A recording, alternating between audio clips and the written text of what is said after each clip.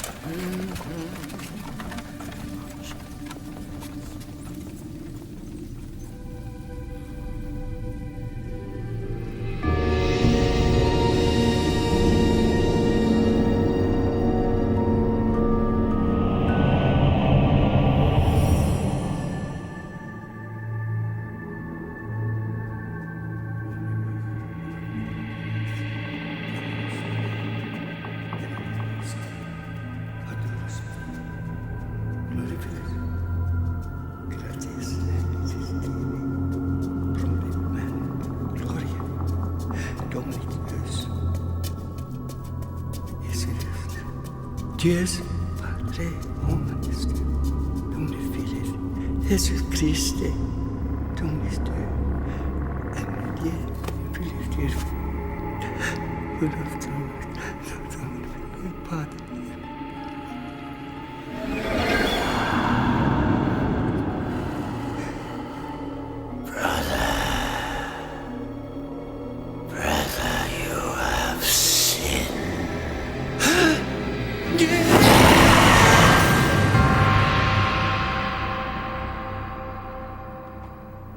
Meaningful power of attorney. Now let's see.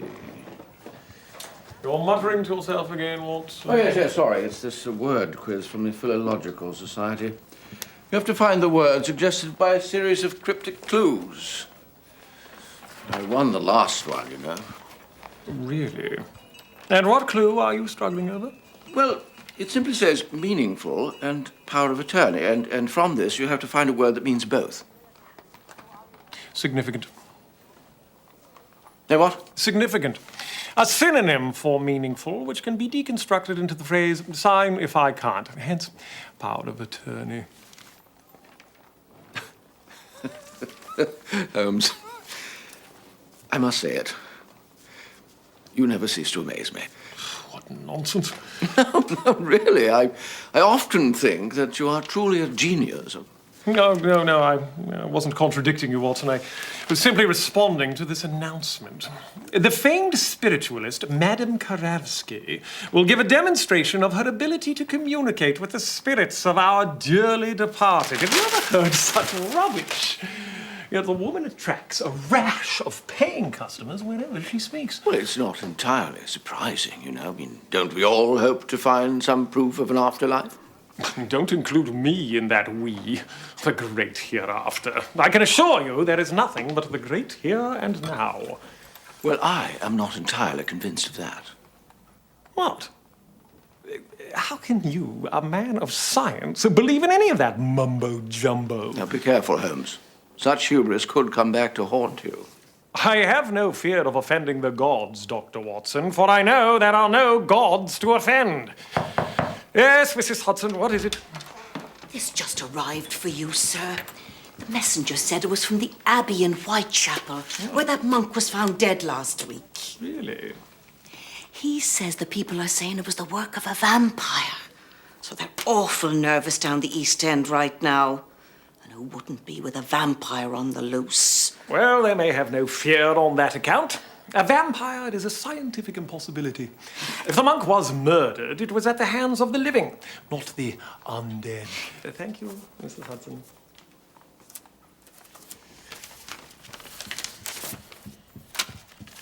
There are some things that science can't explain, sir. Indeed there are, Mrs. Hudson. Indeed there are. Have it your own way, sir.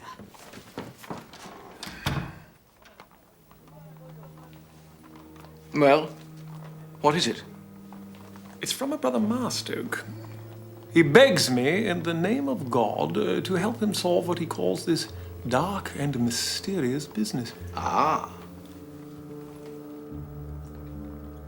Oh, you can't expect me to believe that there is any connection between my recent rejection of all things supernatural and the arrival of this letter. One must never thumb one's nose at the gods, Holmes. Nonsense. It's merely a coincidence. Oh, really? I recall a recent occasion where you told me you don't believe in coincidences. Yes. Well, It's a small sampling from the South American pantheon of gods and demons. Not at all the sort of collection one would expect to find in an abbey. I dare say there are those who would consider it a sacrilege. Quite so, Dr. Watson. But I am not one of those who considers ours the one true religion. God manifests himself in many ways, as does the devil. No doubt you are skeptical of such beliefs, Mr. Holmes. Oh, I must confess to being somewhat agnostic on such issues, Brother Marstoke. Of course. But should you accept the task I have in mind, I suspect that your belief system may be severely shaken. I acquired the carving you were inspecting during my stay at our mission in Guyana. It represents Desmodo. According to the native peoples, Desmodo is a fearsome demon who usually appears as a giant vampire bat. Belief in him has become more widespread in recent years due to the rise in deaths attributed to him. And how exactly do his presumed victims die? Horribly. And slowly. Racked with thirst and painful convulsions. Well, as I recall, rabies is on the rise in the Americas. That was our assessment. And due to the large number of vampire bats in the region, it seemed only logical to connect the two. I assume you had no access to the anti-rabies serum developed by Monsieur Pasteur. None at all. We were at the mercy of the disease until the arrival of Brother Abel. He had made a study of tropical diseases and their prevention, from which he learned a new technique. Coating a captured bat with toxins. Precisely. Are you familiar with the technique, Mr. Holmes? I assume vampire bats are social creatures that spend a great deal of time in mutual grooming, so any bat coated with poison will be licked clean by other members of the colony, thereby killing them. Correct. Unfortunately, the theory and practice do not always coincide. Our efforts killed bats, but seemed unable to prevent the spread of the disease. Then the ritual murders began. The first to die was Brother Lee. He was discovered in the chapel by the mission housekeeper, Senora de la Rosa. He was slumped against the foot of the altar with a large vampire bat upon him. When it flew off, she realized it had been feeding from two open wounds on his neck. On the wall, a terrifying message was scrawled in blood. It read, "From hell, as you have sinned against me, so shall I exact my revenge. The blood of yours for the blood of mine." A terrifying message indeed, but my suspicions still incline towards a human hand. Understandably. But I have seen far too much of the devil's work not to believe in him. 2 nights later, he struck again. Word of the horrific events had spread terror amongst the locals. We were holding a meeting to try and calm their fears when Senora de la Rosa's son Hector burst in. He had been to the infirmary to visit Brother Abel, who was making a remarkable recovery from the disease. What he saw terrified him. On the floor, between the beds, he could just make out a large, bat-like silhouette crouching over the body of a man. As the creature turned to look at him, he saw... What exactly did he see? He says he saw the face of Desmodo, as clearly as we can see it here.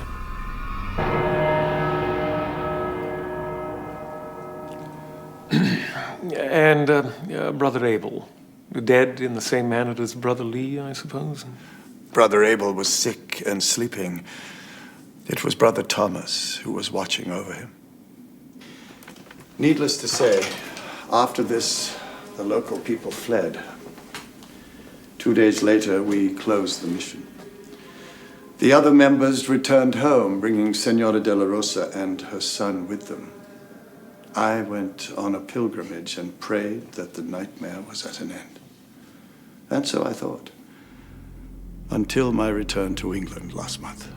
One night shortly after my arrival, I awoke to find a large bat hanging from the mirror above my washstand. On the mirror, scrawled in blood, was another message. It read, "The Wanderer returns. My time has come." Then the solution is simple. If it is your absence that guarantees the safety of the others, you must leave. The other members will not hear of it. They believe that with prayer we can fight this demon. After last week, I am not so sure. I was at the home of a friend, Dr. Chagas, when Senora de la Rosa arrived with a message from Brother Sinclair urging me to return to the Abbey. But when we arrived back, we found him dead by the altar, in the same fashion as the two others. Do you truly believe that some supernatural entity is the cause of these murders? I am a man of God, not easily frightened. But it is why I have called you, Mr. Holmes. And how may I succeed where your prayers have failed? If there is a human hand in this affair, you are the man to find it. And Scotland Yard? I presume that you've told them what you've told us. Inspector Jones suspects that my brain has become addled by too many years in the jungle. The coroner's report on Brother Sinclair no doubt confirmed his suspicions. Yes, I recall reading in the Times that the cause of his death was a massive coronary failure. But what did Inspector Jones make of the marks on his neck? He's inclined to believe they were caused when Brother Sinclair fell onto his crucifix. A credible theory, but wrong, I assure you. There are forces beyond the grasp of our understanding, and some of them are most decidedly evil.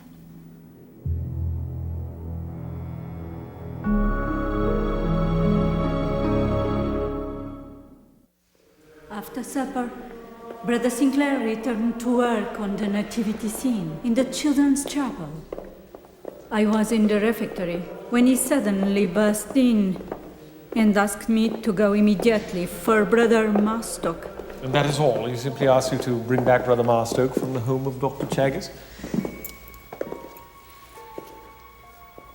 Si, signor. That is all.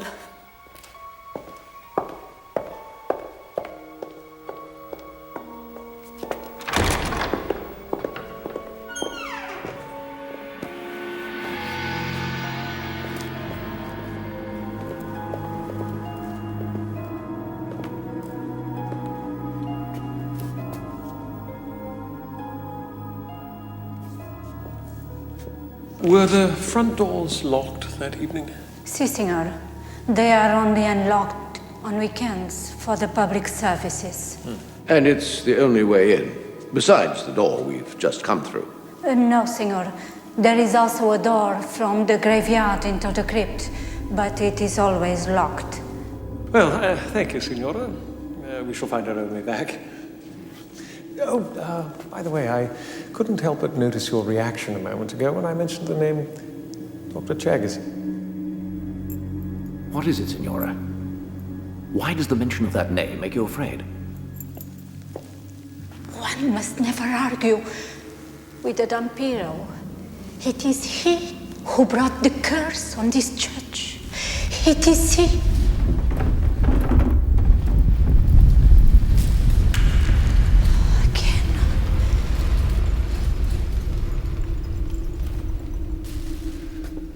What on earth was that? An earth tremor, perhaps? But she seemed to imply it had happened before. Yes. And what of a reaction to Dr. Chagas? Strange, wasn't it? She referred to him as a Dampiro. Does this word say anything to you? Other than its phonetic resemblance to the word vampire, no. In certain European cultures, the vampire is reputed to be the offspring between a vampire and a woman. I'm surprised you're so well-versed in vampire lore, Watson. I've done some reading, you know, and, well, like Monsieur Voltaire, I don't believe in vampires, but I am afraid of them. Holmes, all I'm trying to say is that you shouldn't take this talk of vampires and demons too lightly. There could be a kernel of truth at the heart of it. Perhaps. But until I see evidence to the contrary, I shall continue to believe that vampires and demons are simply the products of fearful imaginations. From hell, I am he. Not the good shepherd, not the redeemer. He who comes for the blood of those who have sinned against him. It seems our vampire has left his calling card. It looks like blood. Yes. See if you can scratch some off, will you? I'm going to have a look down in the crypt. It is not the dead we must fear, my friend, or the undead. It is the living.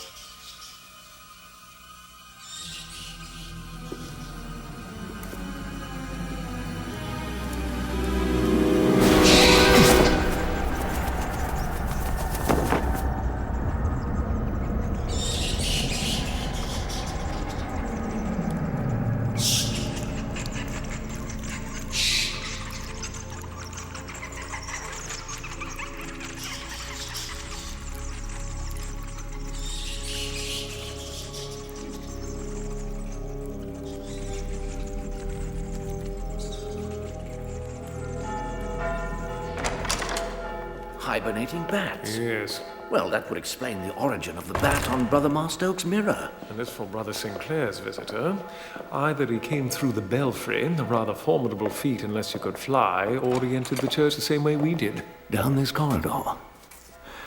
Then the killer is right here in the hermitage. Precisely.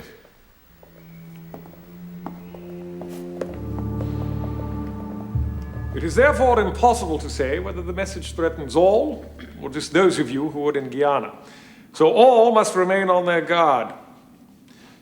Finally, Brother Marstoke informs me that it is the custom of the order to go out on nightly missions to minister to the poor of the East End. Until further notice, I recommend that these missions be curtailed.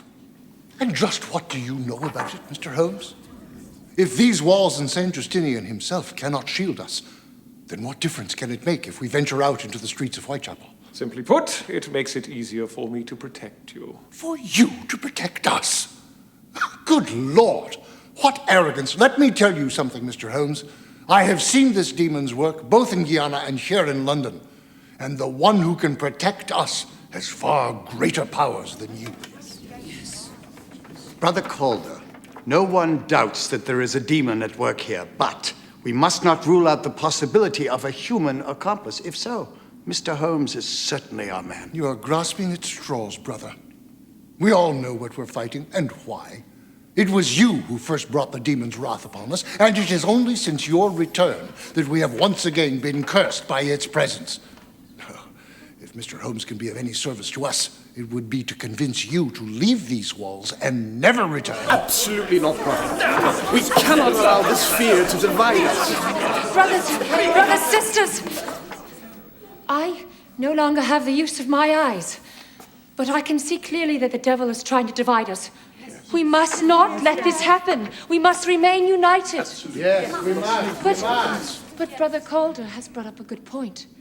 Serving the Lord is our life's work, Mr. Holmes. And that work cannot be done by hiding. Sister Helen is right. If we hide in our rooms, the devil has half the battle won. We must continue our missions. Very well, then. But may I suggest that none go out alone, and be vigilant at all times, even in broad daylight, for your enemy, whoever or whatever it may be, is certainly the most ruthless and resourceful of foes. Yes. You must remain. You must look.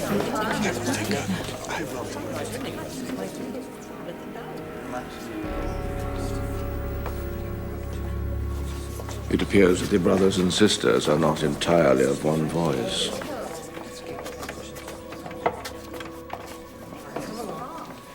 Brother Master,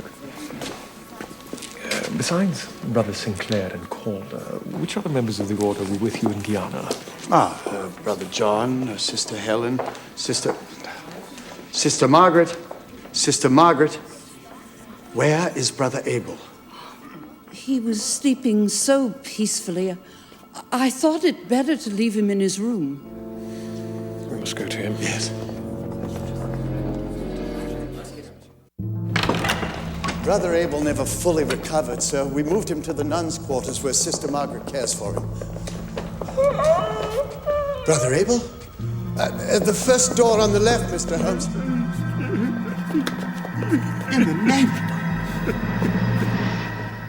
Hector, what on earth are you doing? I was just coming to ask Brother Abel if he wanted his tea before the door was locked, senor. And then I hear some screaming. I was sleeping, and it woke me. It grabbed me by the throat. What was it, Brother Abel? A great dark thing, and it tried to bite me. But I screamed. Yes, I screamed, and it went out the window. Out the window. Out the window. Nothing. At least so far as I can see, but it's very dark out there. Did you see this thing, Hector? No, senor, I did not. What do you think now, Mr. Holmes? Is this demon real or not? I do not know what to think, yet. I assume this is the door Hector mentioned? Yes. At what time does it get locked?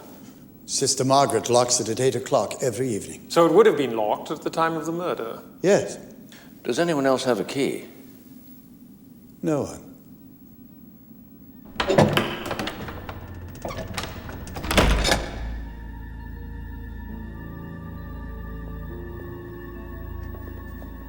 I pray that you can be of assistance to us in this matter, Mr. Holmes.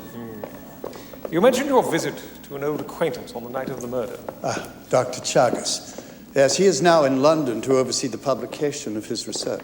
When I mentioned his name to Signora de la Rosa, she had a rather remarkable reaction. Yes, and she used a most interesting word to describe him.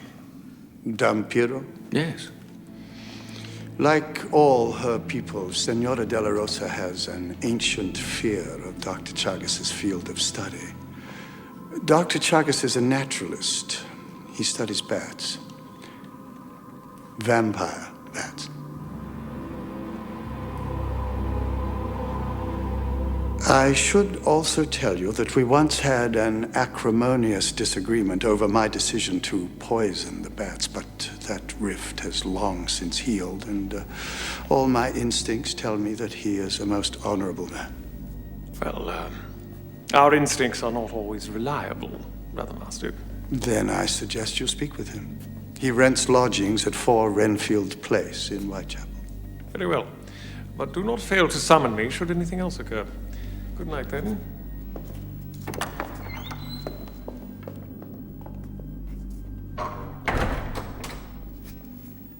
Well, it seems we have a rare little mystery on our hands. Rare indeed, and our day's work is not yet done.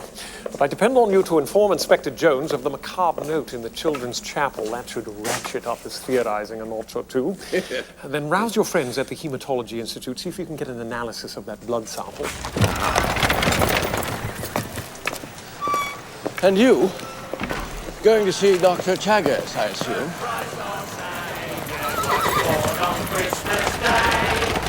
Holmes, what is it? Oh, nothing. Yes, I shall visit Dr. Chagas, and then we'll resume our pursuit at Baker Street in the morning. Driver, come along, Watson. Right.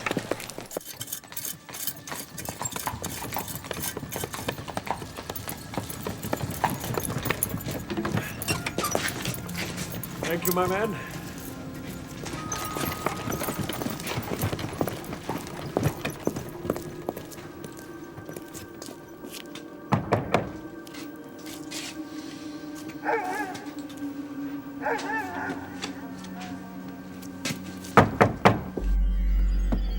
Who is it? Dr. Chagas, my name is Sherlock Holmes. I've been asked by Brother Marstoke to look into the death of Brother Sinclair. May I come in and speak with you? I cannot help you. Good night, Mr. Holmes. Perhaps I can help you. There have been developments. The police will soon be knocking at your door. It's a question of motive, you see. And your quarrel with Brother Marstoke.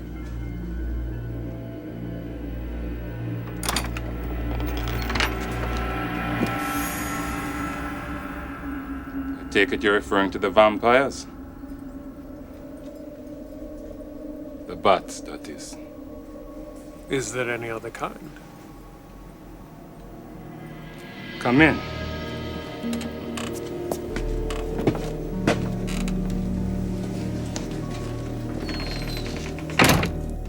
Desmodontida tenacitus.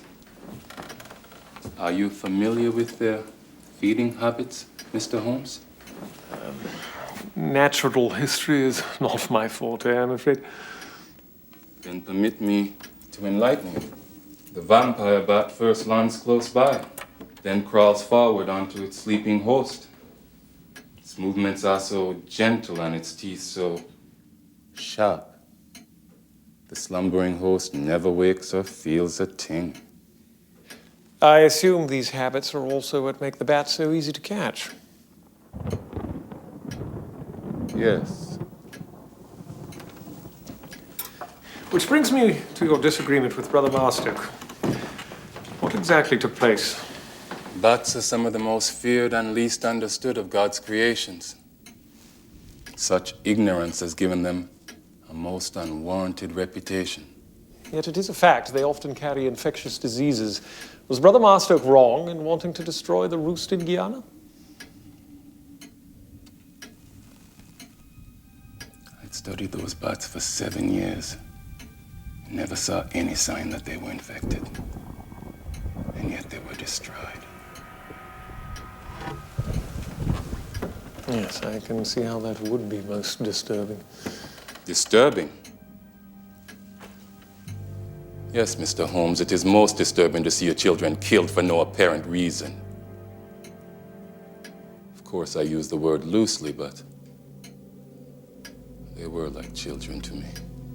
You realize your past history and your presence here places you high on the list of suspects.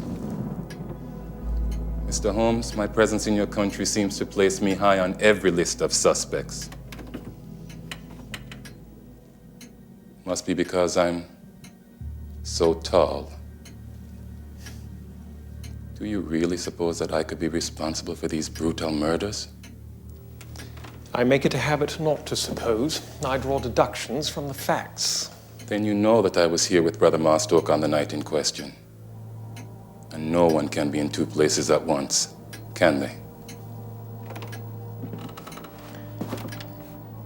Not unless one were a vampire.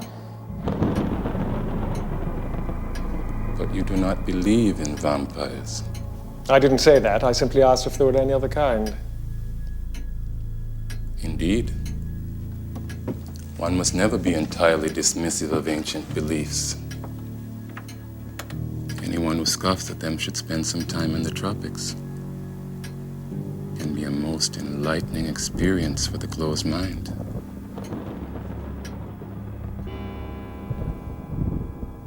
Good night, Mr. Holmes. Good night, Dr. Chagas.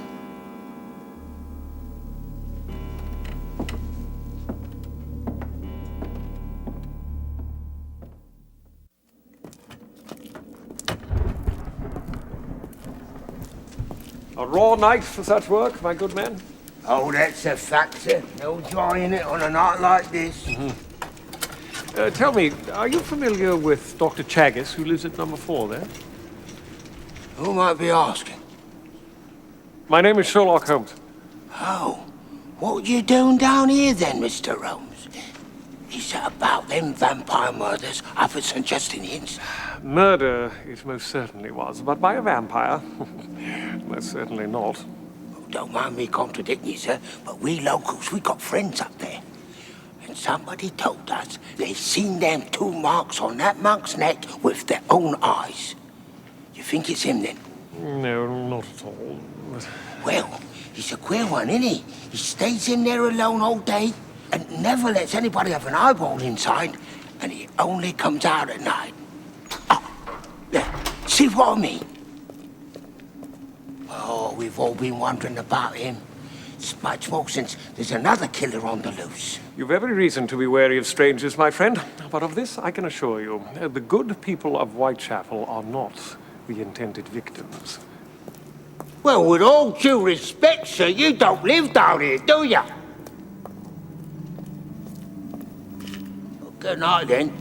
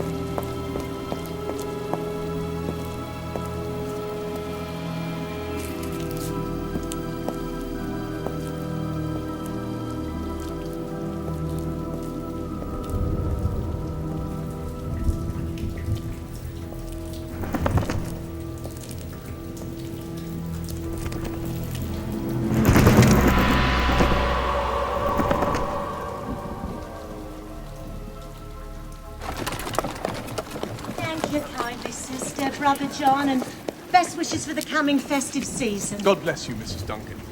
Best wishes to you, too. Good night, then. Good night. Good night. Come along then, sister. Come, children, come on. Come on, dear. Inside.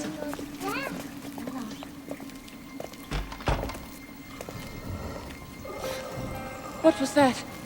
What? Shh! Listen. Hello in there? Are you hurt?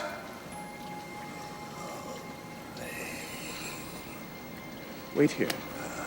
Careful, brother. Don't be afraid. I shall be right back.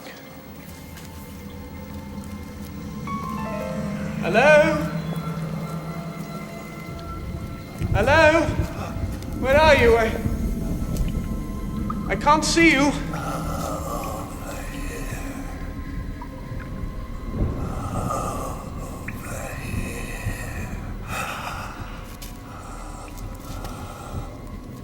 Hello?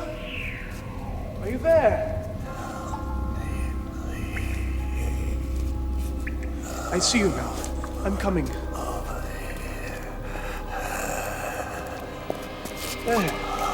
There, my friend. What is it?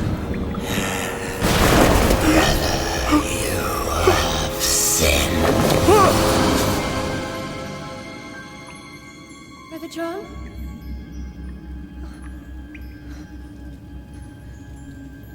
Brother John? Brother John? Are you there?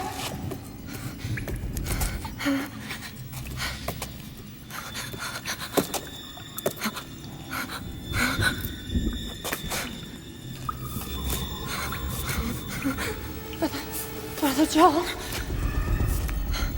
Brother John?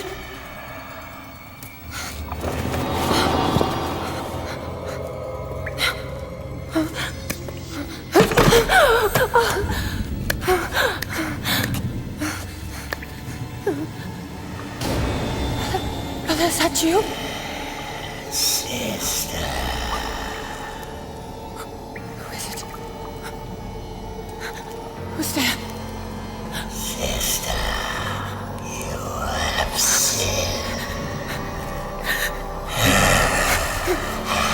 In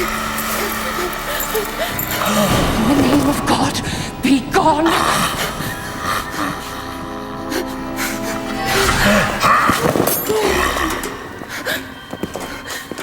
Hey, you! Get away from her! Sister, you all right? Yes, but Brother John, how is Brother John? Who? I don't see any. What is it? Vampire! Vampire!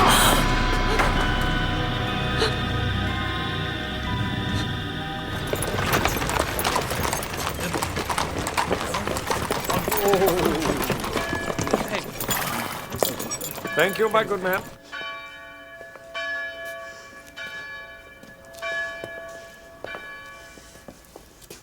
Ah, Mr. Holmes. I came as soon as I got your message. How is Sister Helen? Sleeping. After the police finished their questions, Sister Margaret gave her a sedative. I must speak with her as soon as she wakes. Did any other members of the order go out last night? Why, yes, several of them. All in pairs? All except for Brother Calder. I see. And the exact spot where the murder took place? An alley opposite 128 Demeter Street. Were any other members of the mission in the area at the time? Of course. Whitechapel is our parish. And you yourself did not go out? Why, no. But, Mr. Holmes, you persist in thinking that the killer is one of us. And yet... And yet your shoes are scuffed and splattered with dirt and mud. Not the shoes of a man who remained indoors last evening.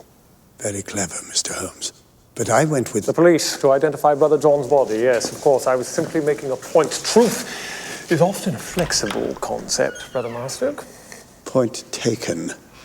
But surely, Mr. Holmes, you can't suspect that I am in any way involved in these killings. Simply a question of being thorough. Surely why you hired me. Remain on your guard, brother.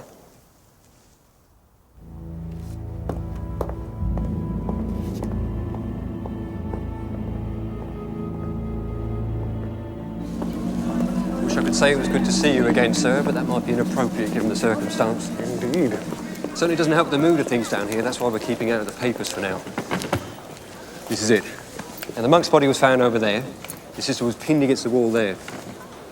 And the man who came upon the scene, what exactly did he say?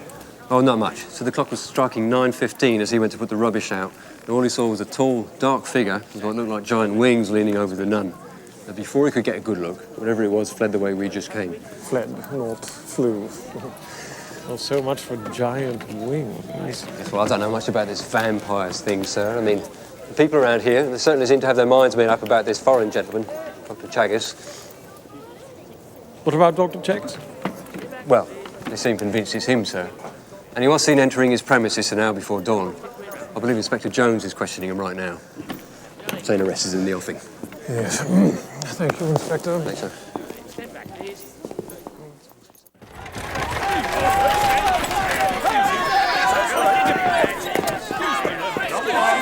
Back off now. You bring him out, man! Bring him out! That's right.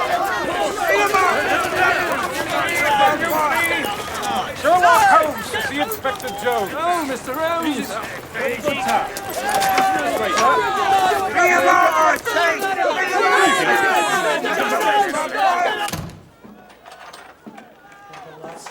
Out with it, man. Where were you? You prefer to... Holmes, who let you in here? Jones, I must speak with you. There's nothing to discuss. I thanked Dr. Watson for telling me of your discovery in the Children's Chapel, but I believe I already have the man who wrote it, so I won't be needing any more help. Now, kindly close the door on your way out. As a return favor, might I at least ask on what grounds you're making your assumptions? Assumptions? No. Facts. In order of discovery, fact 1, his long and bitter dispute with Brother Marstoke gives him motive. Inconclusive. Fact 2, he was observed leaving his house shortly before Brother John's murder and didn't return until just before dawn. Is it a crime to stay out all night? No, but fact 3. He refuses to say where he was all that time and has no one to provide an alibi. He had someone. Who? Me. I was right here with him. Talking of vampires. The, bat variety, of course. Not humanoid. If you're trying to fool me, Holmes. Not at all. The workman told you he disturbed the killer at precisely 9:15, correct? Aye, correct. Yet I was here until shortly after that clock there struck 9. After which I saw him leave and go north towards Whitechapel Road some 2 or 3 minutes later, in the opposite direction to Demeter Street, and no man could backtrack and cover that distance in 10 minutes. Unless, of course, you think he could fly. You hear that out there, Holmes? I don't pay much heed to all this talk of vampires and such, and I little think that if we dragged Dr. Chagas out into the sunlight, he would dissolve into dust. But I intend to put an end to all this hysteria before it gets out of hand. So you'll arrest an innocent man? Fact 4. The gloves he was wearing. Notice the streaks of blood on the right hand. Oh, we'll wait and see what the analysis tells us.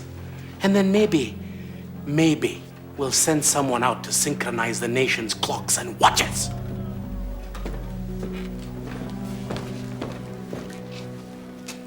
Sergeant! Sergeant, quickly!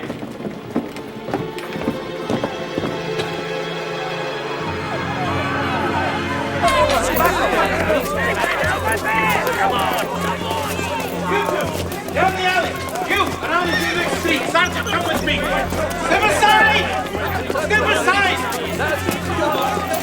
Things get out of hand, Holmes. I'll hang it around your neck.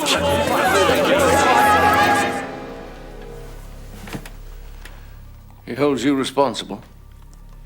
I hold myself responsible. At least I shall if there are murderous consequences. And you are convinced that Dr. Chagas is our man? No. But neither am I convinced that he is not. But it will make little difference if the mob catches up to him. Holmes, you mustn't torture yourself over something you cannot control. Do as you always do. Stick to the chase, follow through logically, and as ever, you will prevail. You're right, of course, my friend. But what happened to keeping my mind open to the possibility of the supernatural? Well, keeping one's mind open to one possibility doesn't mean ignoring all others, especially the logical ones. Right you are again, Dr. Watson. Come along, then. Very well.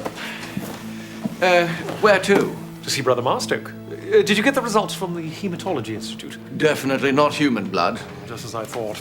Bat's blood, most likely.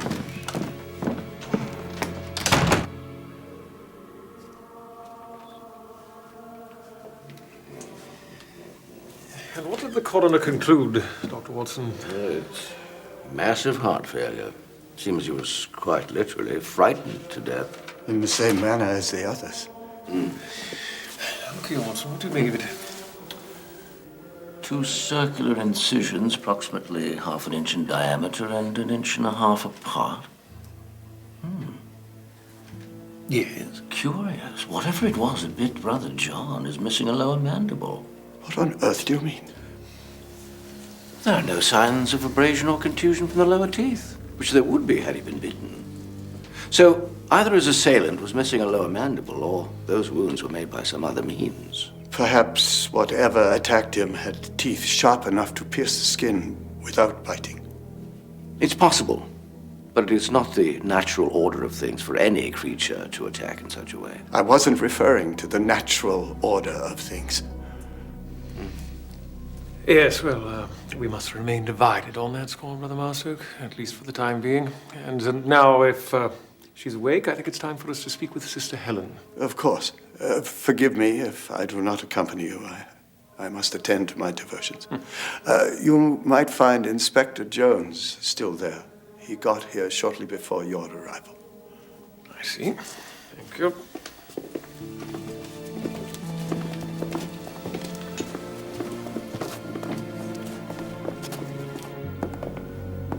To Has it occurred to you, Watson, that Brother Marstoke seems rather too insistent with his fears of the supernatural? I think not. I think he wishes for you to keep an open mind. I do, which is why of late I've begun to entertain the thought that he does protest too much. You can't possibly think he has a hand in all this. My studies of the criminal mind have taught me that the more violently twisted the mind, the more violently twisted the logic. And what reason would he have? That remains to be seen. Sister?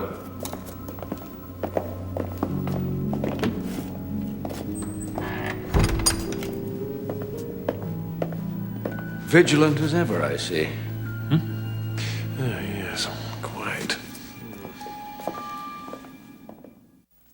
Not the lumpy kind, nor the brown kind.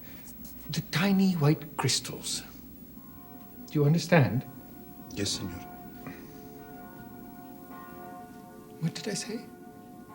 Not the lumpy kind, not the brown kind, but the white crystals. Oh, right. Good. Off we go then. Oh, hello. What's this then? Visitors? Good day, Brother Abel. May we come in? Yes, come in. They want to have a word with me, Hector. Go on then. Senor.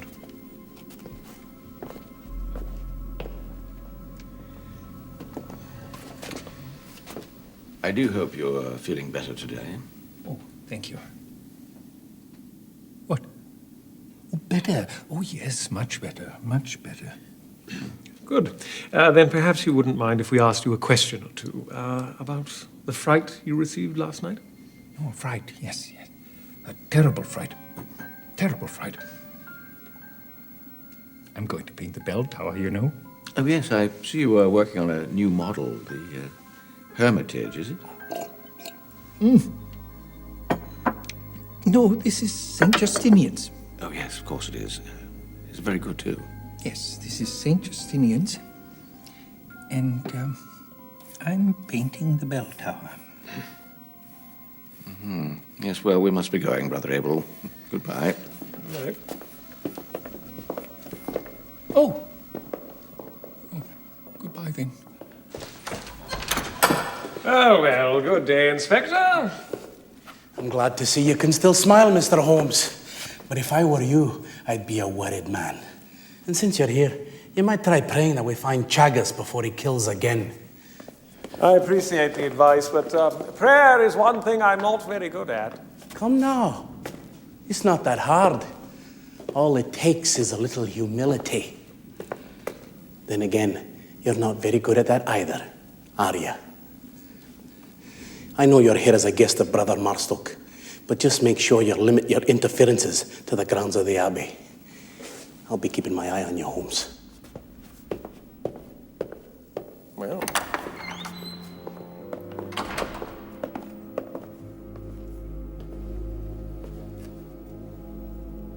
Blessed be the name of Saint Justinian, who through our Lord shall deliver us from this evil. Our Father, who art in heaven, hallowed be thy name. Thy kingdom come. Thy will be done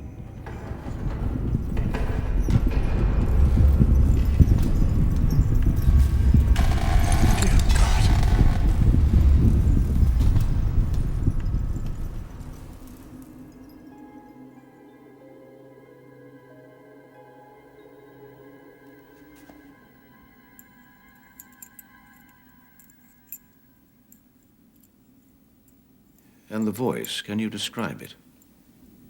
Well, it was only a whisper. A deep, male, gravelly whisper. Inspector Jones seems convinced that it was Dr. Chagas camouflaging his voice. And what do you think? It may have been, but it was unrecognizable to me. So it could have been Inspector Jones himself, or even me for that matter. Exactly. And what of the killer's accusation? How do you think you might have sinned against him? Surely Brother Marstoke has given you gentlemen all the details. Suffice it to say that Brother John and I both supported his decisions about the bats. Forgive my bluntness, sister, but Dr. Watson was not referring to hypothetical sins against gods or demons. Is there any way you and the others may have grievously offended someone else, either within the Order or without?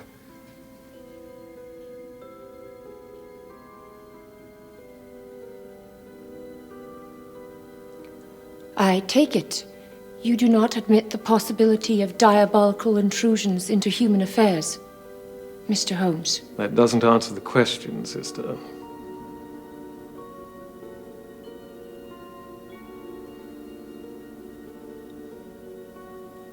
I can think of no other offense to either gods or humans that we may be responsible for. One last thing, and then we shall let you rest. I wanted to think back to the exact moment when the door opened and surprised your assailant. Before the worker called out, did you hear anything? Such as? I have no wish to prompt you, sister. But please, go back in your mind. Think.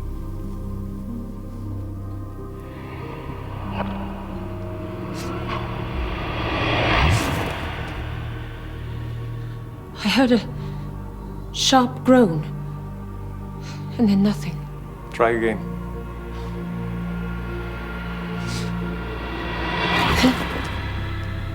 No, nothing.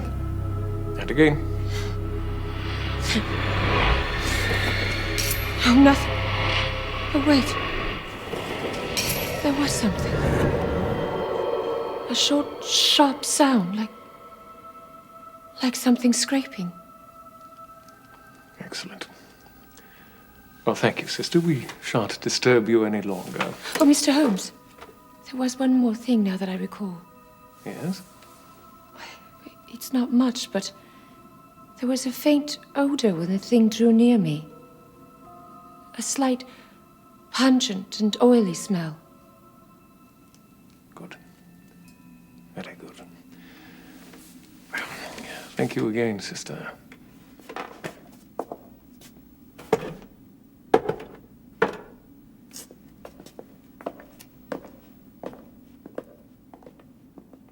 What was that all about? I was merely confirming a deduction. Which was? Not yet, my friend, lest it tempt us into theorizing before we have all the evidence. Sister Helen's reactions, however, did suggest a line of inquiry, something you yourself observed at the assembly meeting. Yes, Brother Calder. I suspect that beneath the calm surface of St. Justinian's, turbulent waters flow. Exactly. Let's plumb those depths, shall we?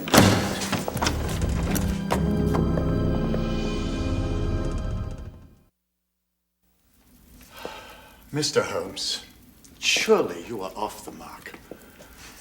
Yet when I put a similar question to Sister Helen, she had a most peculiar nervous reaction. And reflexes do not lie.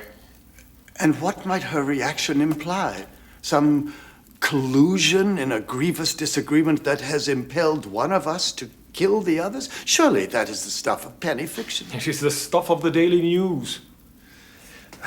Brother Marstoke, I understand that a code of loyalty binds you, but if there is any internal conflict here which... Mr. Holmes, our order encourages lively debate, but I do not believe that any of our differences has any bearing on this matter. Ultimately, we all strive to be selfless. If I may be so bold, Brother Calder's reaction at the meeting last night was not entirely selfless. Brother Calder's reaction was not a sign of enmity, it was a sign of fear. And who can fault him for his fear? Then I assume you have no objection if I speak with him? None at all. But he is not here. He told me before leaving last evening that he had decided to stay the weekend with his sister in Bloomsbury. Does anyone else know of his whereabouts? No one. And the sister, do you know her address? Madame Karofsky, Blenheim Row, I believe. Yes, well, thank you, Brother Marstoke. Good day then.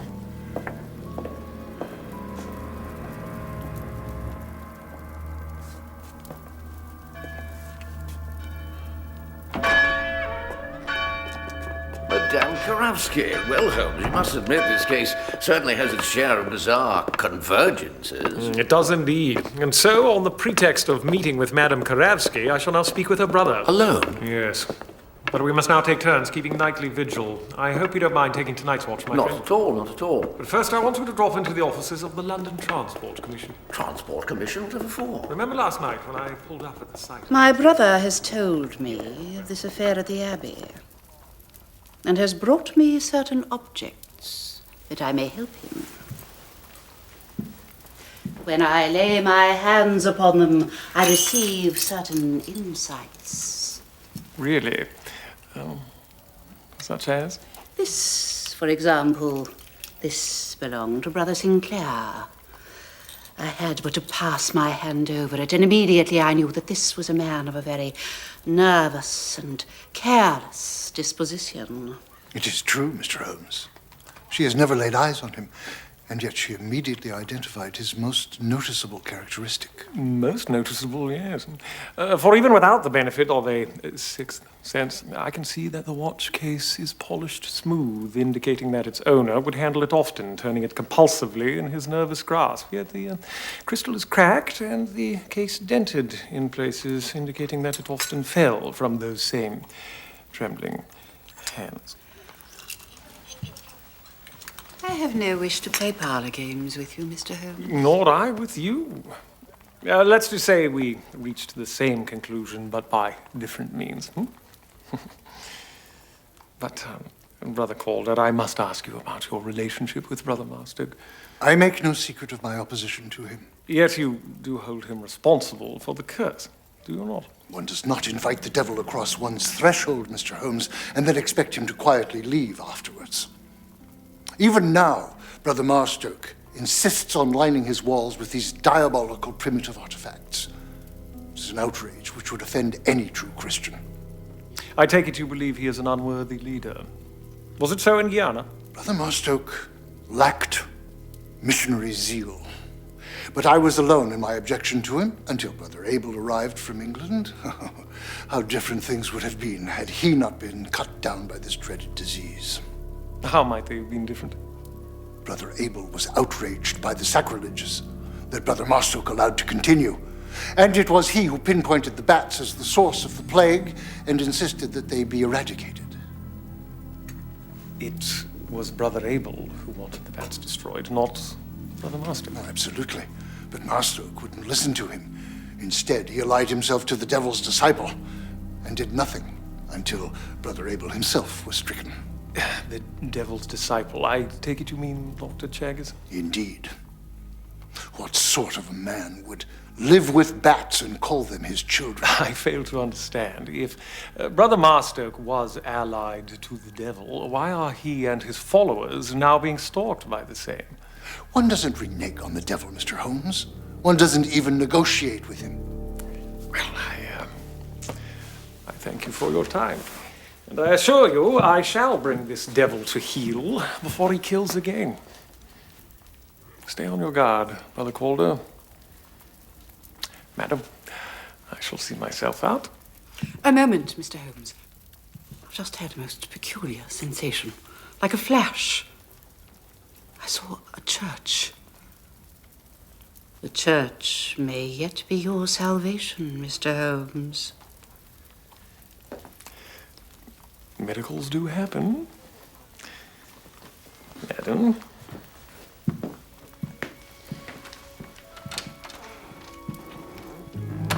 Well, this is most reassuring having you here, Dr. Watson.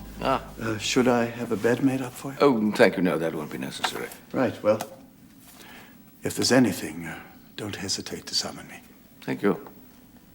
Oh, there is one thing. When the brothers or sisters go out at night, how do they get back in? They simply ring the bell and Senora Della Rosa lets them in, but there will be no ringing tonight. They have all stayed in. Good night, Dr. Watson. Good night.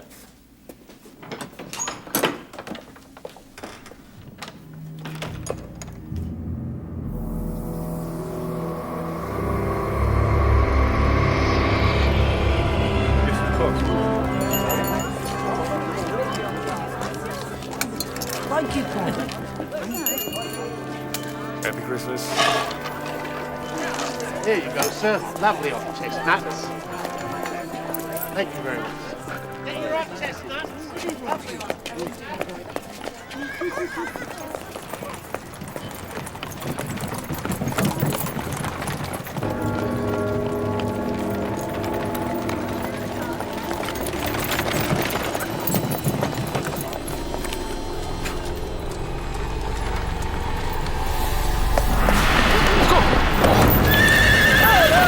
Watch yourself, sir!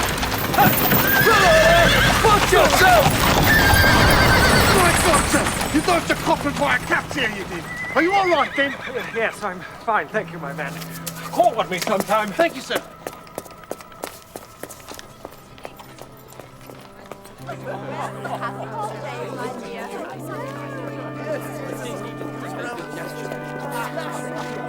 Frederick, come here! Frederick, come here! You must be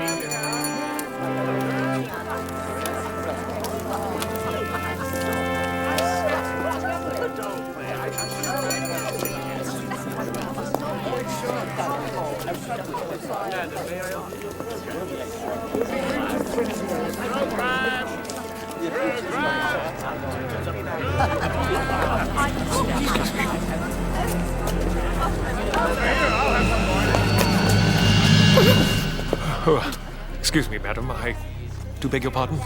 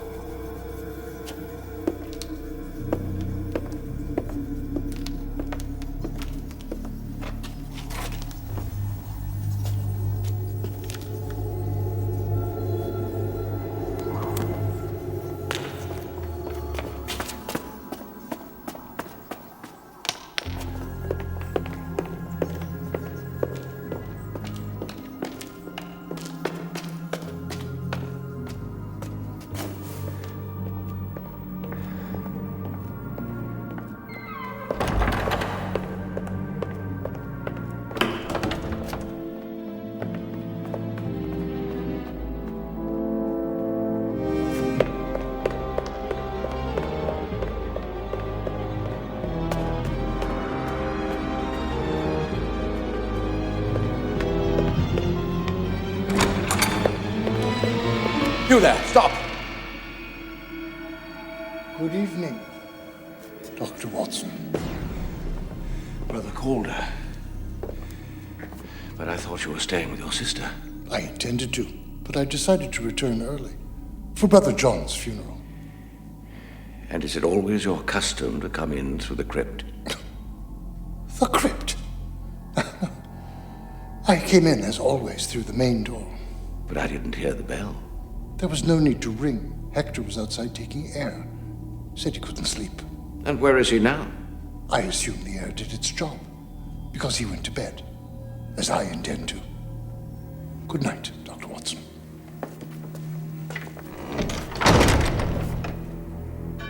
For as much as it hath pleased Almighty God of his great mercy to receive unto himself the soul of our dear brother, we therefore commit his body to the ground, earth to earth, ashes to ashes, dust. Hector confirmed his story. Always willing to lie for him. Do you think it was Brother Calder? One could certainly construct a case against him, but it is equally true of others. Christ, who shall change our mortal body, that it may be like unto his glorious body, according to the mighty working, whereby he is able to subdue all things to himself. O merciful God, the Father of our Lord Jesus Por favor, Christ, Señor. who is the I must resurrection speak with and you the later. life, in whom whosoever believeth shall live, though he After the die. service, take Brother And Master whosoever aside, will you, my liveth friend? and believeth Find out in how the him De La Roses came into his shall employ. not die eternally. Who also hath taught us. I have told you who is responsible, Senor. And yet I see you look with suspicion at my son. Until a case is closed, Signora, I have a habit of looking at everyone with suspicion. He is just a simple-minded child. Perhaps. But as Dr. Watson will attest, murder is not the private domain of adult geniuses. Anyone can do it. Indeed. What would be his reason? The monks had always been generous to us. And what do you suppose prompted this generosity? Christian charity or guilt, perhaps? I don't know what you mean, Senor. Yes, you do. Brother Marstoke was most candid with me about how you came into his employment. Were you not left penniless and without support after Hector's father and brothers were carried off by the disease, and was not Hector himself bitten but miraculously survived? Surely such tragic losses made you and your son angry, Signora. And if you believe the bats are responsible for the disease, then just as surely that anger must extend to those who allowed them to survive.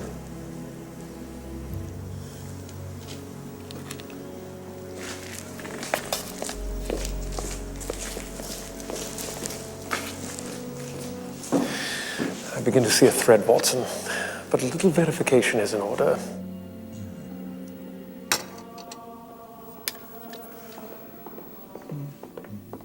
Good day, Brother Abel. Oh, gentlemen, come in. I'm having tea. Tea that Hector brought. And I'm just finishing painting. Painting? Yes, just about finished, I see. Oh, yes, almost finished. Almost finished. St. Justinian's, is it? Yes, that's right. That's right. Well, keep up the good work. Good day. Oh, yes. Good day.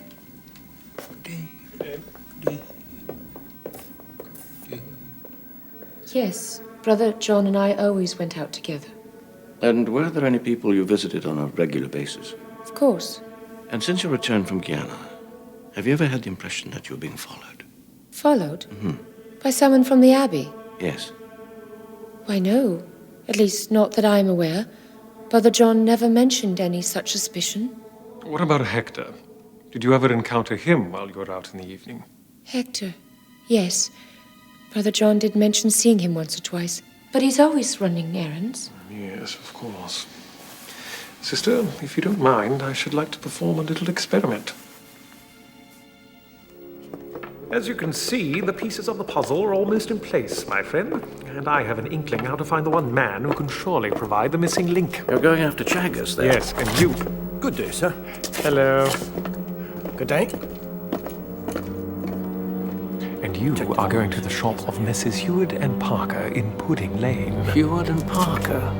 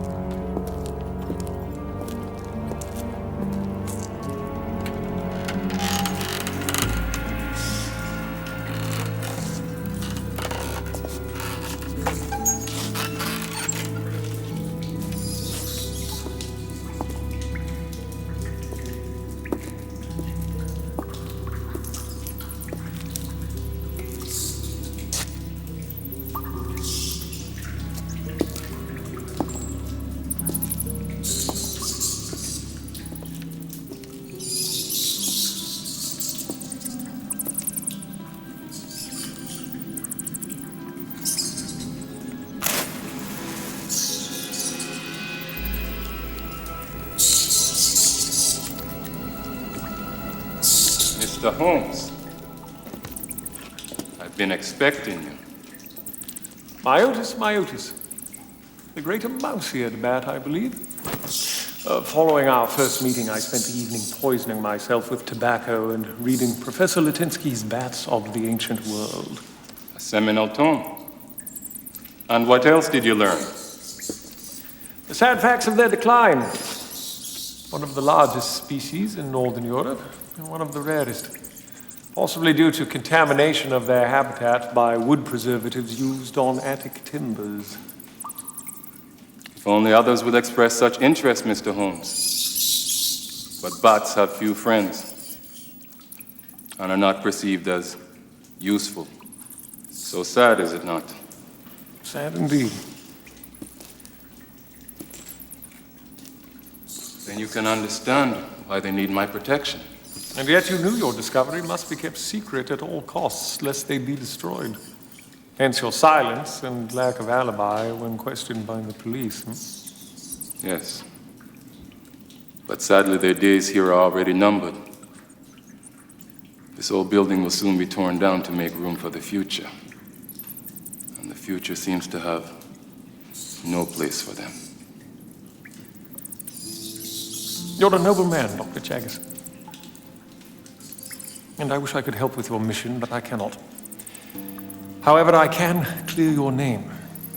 I simply need to know the truth about your dispute with Brother Marstoke. The truth? The truth is simply this. Arrest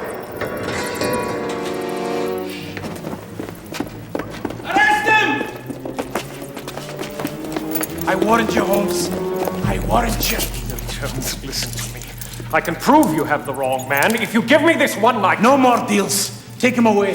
The blood on McLeod. It's not human blood, is it? Is it?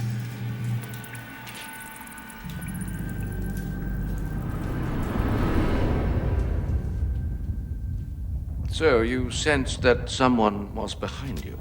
Yes. We will get to the bottom of this, and without further loss of life, I assure you. I wish I shared your confidence, Dr. Watson.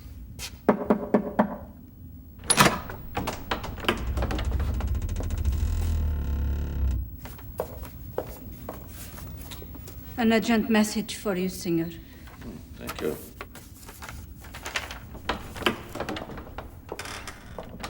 It's from Holmes. Brothers and sisters, I've received some rather alarming news from Mr. Holmes. It appears he's been arrested and is therefore no longer able to help you through your ordeal. But more importantly, he states that contrary to all his beliefs, he has become convinced that some demonic presence is indeed bent upon destroying us. For this reason, I have decided that the only safe course of action is for me to leave St. Justinian's. Brothers, sisters, brothers, it is I who brought this curse upon you. Therefore, I beg your forgiveness and will spend the night in prayer that when I leave in the morning, this demon leaves with me and leaves you in peace. God be with you.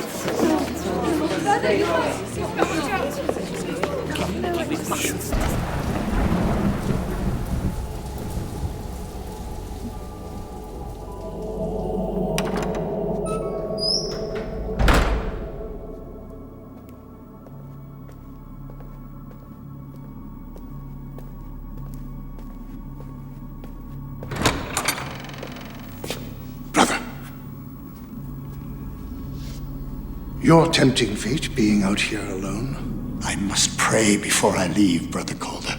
Go back inside and keep yourself safe.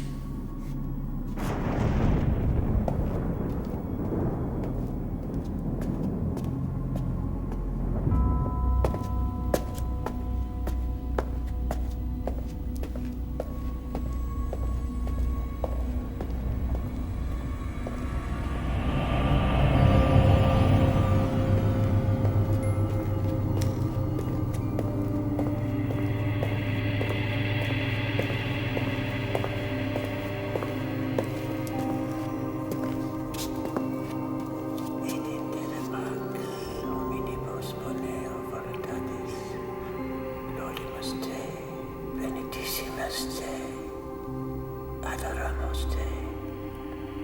Glorificamos te, gratias, agimus tibi. Prompta magnum, glorium tuum. Domine tus res, est.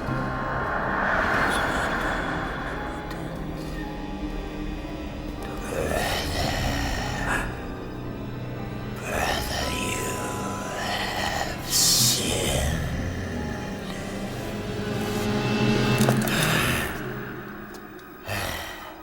Let he who has not cast the first stone. Brother.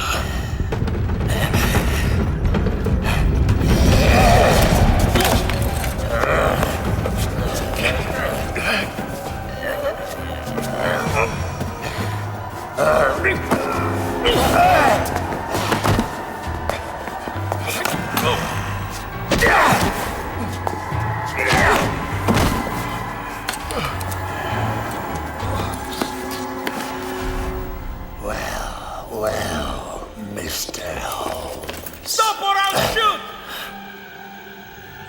Good Lord, it's happening again. Watch out!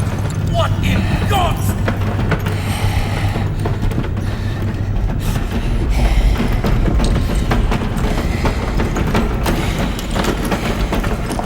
See you in hell.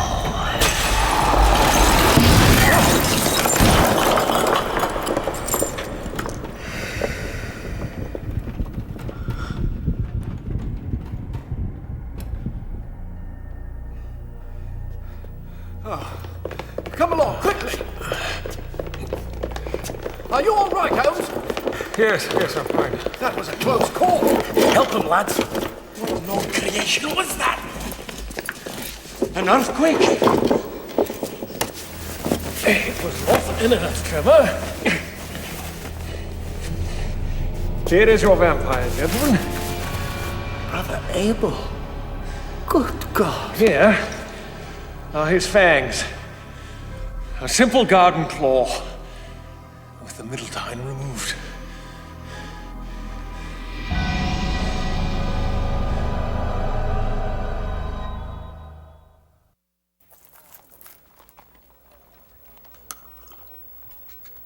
New pipe, Holmes? Yes. I lost my favorite in that little fracas the other night. Oh, pity. But if not an earthquake, what was it, Mr. Holmes? A subsidence. Would you kindly explain, Dr. Watson? Oh, yes, of course. Well, you see, knowing that the London Transport Commission is currently expanding its underground line to Whitechapel, I went to their offices to inquire about the direction of the line, and, well, as Mr. Holmes deduced, their tunnelling runs beneath the nave and has weakened the foundations, causing the occasional shifting. Good heavens, is it in danger of collapse? Well, let us hope not. But the tunnelling has been stopped, and the Commission has given assurances that their engineers will immediately devise a method of structural reinforcement. Oh, praise be to God. At least for his timing. It certainly saved your life, Mr. Holmes. Indeed, Brother Marstow. The Lord works in strange ways. It was a most remarkable event. All the more remarkable since it was the second of such events in a matter of hours. Oh, and the first? The first was when Inspector Jones changed his mind and agreed to my plan. It's not easy for a proud man to admit he was wrong. Yet for the first time in our long and antagonistic relationship, Inspector Jones suddenly converted to my point of view. It is almost a miracle. And what caused this conversion? Dr. Chaggis, perhaps you'd explain about the gloves. Of course. My bloody gloves convinced Inspector Jones that he had the right man. Afraid that I would not get justice and presented with an unexpected opportunity, I therefore fled. Fortunately, as I was doing so, Mr. Holmes was making an important discovery. Before Inspector Jones's arrival, I had just finished preparing a specimen. Mr. Holmes saw the specimen and drew the logical conclusion that the blood was therefore bat's blood. But of all people, what made you suspect Brother Abel? Due to his condition and the attack he cleverly feigned, I initially dismissed him as a suspect. But then I saw him drinking tea. Tea? I fail to see the connection. The instant I saw the message in the children's chapel, one thing became immediately apparent. The writing tilted slightly to the left, suggesting that the writer was left-handed. The next day, I noticed not only Brother Abel holding his cup in his left hand, but he had a smudge of ink on the edge of his palm, suggesting that he also wrote with the same. And so Brother Abel soon became my prime suspect. Further observation soon confirmed my suspicions. When Sister Helen's aggressor reached out to touch her, she became aware of a pungent, oily smell, and so we contrived a little visit, during which we conspired to take a small sample of the oil paints Brother Abel used on his models. Sister Helen later confirmed that it was indeed the same odor. At the same time, I noticed on his workbench a receipt from a builder's supply shop on Pudding Lane. It suggested a solution to my remaining dilemma. To move freely back and forth through the connecting door, Brother Abel would need a key. But how did he get it? I noticed Sister Margaret's habit of wearing her key on a cord round her waist. It would be easy enough to remove for a short time while she slept, then duplicated. Hence my visit to the locksmith in Pudding Lane. Precisely. Among the various items listed on the receipt was putty. It therefore occurred to me that Brother Abel had simply made an impression and instructed Hector to have a duplicate made on his next journey for supplies. That explains all, but one thing, Mr. Holmes. You seem to know his technique for imitating the vampire's bite. How so? I didn't know with certainty the actual technique he employed, but my visit to the crime scene suggested a possibility. I noticed on the brick wall 2 marks, made recently, and by something sharp, possibly metallic. Sister Helen later confirmed hearing a short, sharp, metallic sound when her attacker was startled. I therefore deduced that he had something in or attached to his hand with which he could easily duplicate his vampire's bite. The next day at the funeral, the sight of a gardener with a similar implement confirmed my suspicions. And there you have it, gentlemen. The Whitechapel vampire has been laid. Well, Mr. Holmes, I hope you don't think I intentionally misled you about my quarrel with Brother Abel. You told me what you thought was pertinent, but I knew Dr. Chaggis could provide the missing link. Perhaps you'd do so again, since Dr. Watson wasn't present. By all means. Brother Marstoke told you that we had argued over his decision to eradicate the bats. Brother Calder said it was Brother Abel who argued for their destruction. An outright contradiction. But both are true. It was only after Brother Abel was stricken with the disease that Brother Marstoke changed his mind, and then we came into confrontation. And therein lies the crux of the matter. Brother Abel was already outraged by your liberal attitudes and jealous of your leadership and support, was he not? Indeed he was. When he was finally stricken with the terrifying disease, he became a bitter, broken man with an unrepenting lust for revenge. So ferocious and unfailing was his rage that, feigning madness and incapacitation, he waited over a year for your return, and the opportunity to exact his vengeance. But why did you not tell me of your conflict with him? Guilt has a remarkably binding effect on the tongue, Mr. Holmes. Well, I thank you deeply for your efforts, Mr. Holmes. I leave a troubled but wiser man. Such is life, Brother Marstoke. A series of lessons with the greatest for the last. And I, too, would like to thank you for your efforts on my behalf, Mr. Holmes. My pleasure, and good luck with your quest. Gentlemen? Dr. Watson. Good day.